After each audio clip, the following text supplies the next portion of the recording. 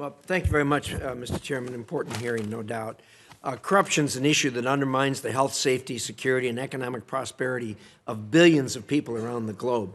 It's not just an issue of good governance and transparency. Eliminating it is fundamental to the rule of law.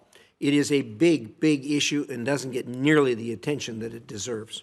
Strategic corruption, the weaponization of corrupt practices for geopolitical gain, is a key vehicle for Russian and Chinese malign influence. It is in our interest to identify international kleptocrats and crooks and hold them accountable. We have a number of tools for doing this, including the Global Magnitsky Act. However, I'm concerned about the potential misuse of some of these authorities, particularly the 7031C authority. I led a letter last month expressing concern of its misuse in Latin America and the Caribbean. Russia keeps its war machine running by using corruption to evade sanctions. This evasion allows it to keep its economy alive and its military supply chains intact. For China, bribes and under-the-table deals are key to its empire building. In fact, corruption is China's largest export. China-linked criminal groups are rampant in the Pacific Islands, and those partners are asking for U.S. support on anti-corruption initiatives to tackle this issue. Chinese firms are also notorious for their corrupt behavior across Africa and in any nation where they are doing large-scale infrastructure projects. The key question remains, how does the President's anti-corruption strategy address the serious problems of strategic corruption from China, Russia, and other adversaries? We're looking forward to hearing answers to those today at the hearing. With China, we should expose high-level corruption by Chinese officials and demonstrate the real motives behind China's so-called partnerships abroad. We must hold these officials accountable and support our partners in doing the same. We should also target China's illicit financing with our partners. I would like to know how China's efforts to sanctions-proof its economy and decouple from the U.S. are facilitating illicit financial flows globally, and particularly in Hong Kong. With Russia, we must work with groups like Alexei Navalny's Anti-Corruption Fund to map, expose, and sanction those who are stealing from the Russian people and working to undermine Ukraine. We must also work more closely with Russia's neighbors to help them unwind the corrupt networks that both smuggle in sanctioned goods and undermine local governance. In Africa, we must address endemic corruption. If we hope to achieve sustainable progress in development, democracy, and security, this must be done. For instance, the instability of DRC's democracy is crucial for securing vital mineral supply chains and opposing China's influence. Corruption in the DRC significantly hinders these interests and their impact on U.S. national security.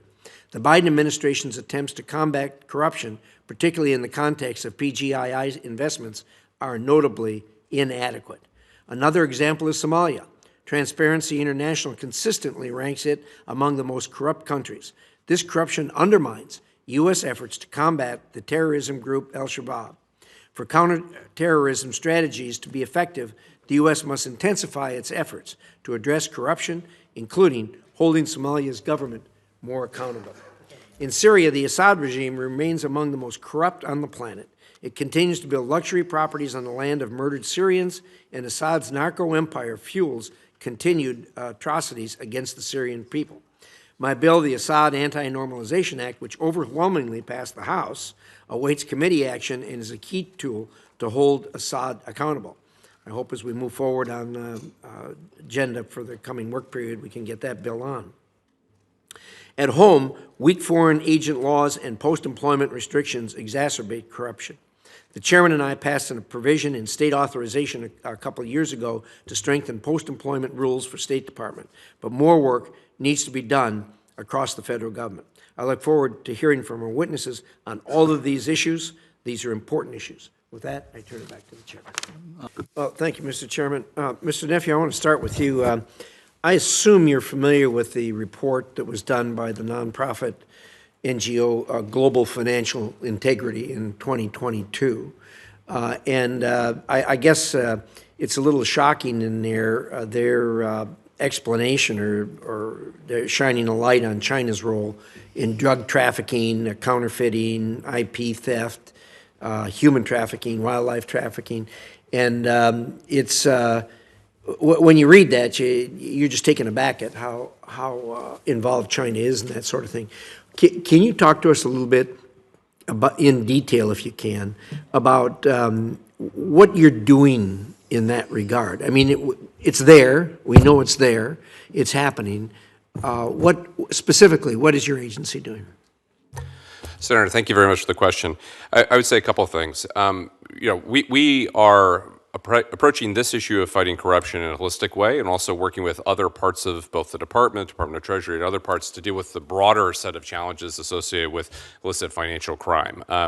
I would say that our responses depend a little bit on what we find in the circumstances of those countries. In some places, we are doubling down on our prevention programs and working to support the development of financial intelligence units and to make sure that they're very effective in identifying and reporting illicit financial movements so that they can then be subject to prosecutions and investigations. In some cases, we are also working to strengthen the multilateral system and the rules that are around financial transactions so as to improve transparency and to make sure that there is the ability to take those sorts of actions. This is part of the reason why we embrace things like the Conference of States Parties, which look to improve accountability and implementation of the UN Convention Against Corruption and to take those steps forward. We're, of course, also very active in the Financial Action Task Force to try and strengthen and improve standards around the world as well. So, again, depending a little bit on the country in question, we are taking a holistic approach in terms of improving the protection systems that exist to respond to financial crime, and then responding to those instances as appropriate. It strikes me, too, that there's two very different buckets here. One is where the government itself is involved in the corruption versus ones where the government is trying to do something about it or at least looking the other way. China, as we all know, keeps an eye on its citizens pretty closely. And with the kinds of things that they're doing, one can only assume that the government, probably at the highest levels, is fully aware of the corruption that's going on. In that obviously presents a particular challenge. What are your thoughts on that? How do you get your arms around something like that? No, Senator, thank you. I would say a couple things. I'd say first, this is where I'm going to come back to the issue of prevention.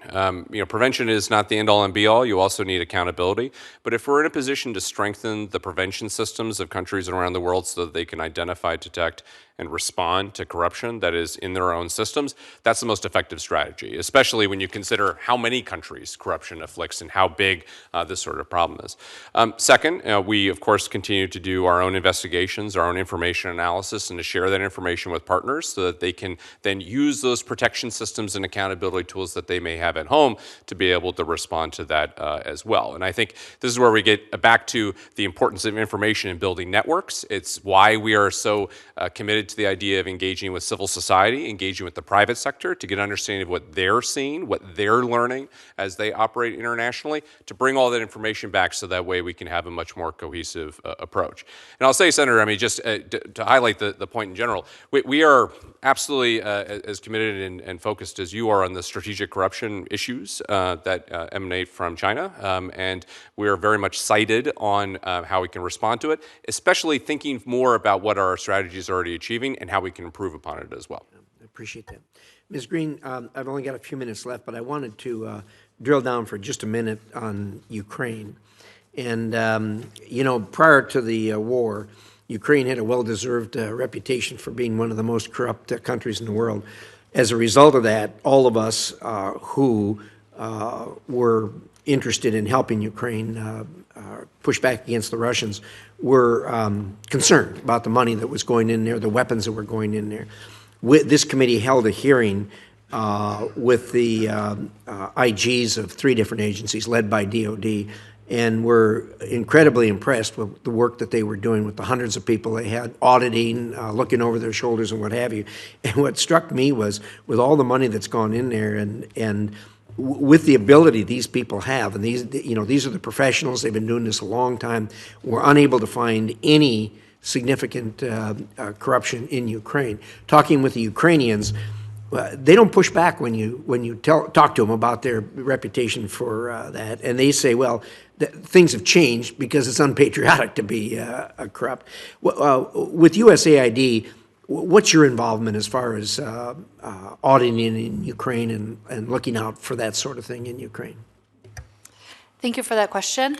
So when I was the head of the Anti-Corruption Task Force, I worked really closely with the OIG, our Office of Acquisition and Assistance, and the Management Bureau to strengthen the already robust safeguards that we have in place across the entire agency, and to make sure that we were consolidating those into easy-to-use reference guides, and then making sure that everybody was aware of all those options. In addition, we worked through some of the ways in which we could strengthen those safeguards, like enhancing third-party monitoring, increasing auditing, et cetera, et cetera. A lot of those strategies are being used in Ukraine. So while I don't have day-to-day engagement on that, a lot of the thought leadership from the task force has contributed to that very strong system of safeguarding. And so even though you don't have day-to-day leadership, in your oversight capacity, do you agree with what I think most of us here agree with, and that is that we're watching really, really carefully about every dime that is spent in Ukraine? Are you in agreement with that? I'm 1,000% in agreement with that. And are you in agreement that there's been, they have found no significant instances of corruption and siphoning off U.S. taxpayer money in Ukraine, where not going where it should go? That is correct. And the thing that I would add is that there is also a very robust civil society presence in Ukraine that has long been monitoring corruption, and they are also watching very closely and carefully, and they will bring to light when there are those instances. So I do have confidence in the system in place. Thank you. Thank you, Mr. Chairman.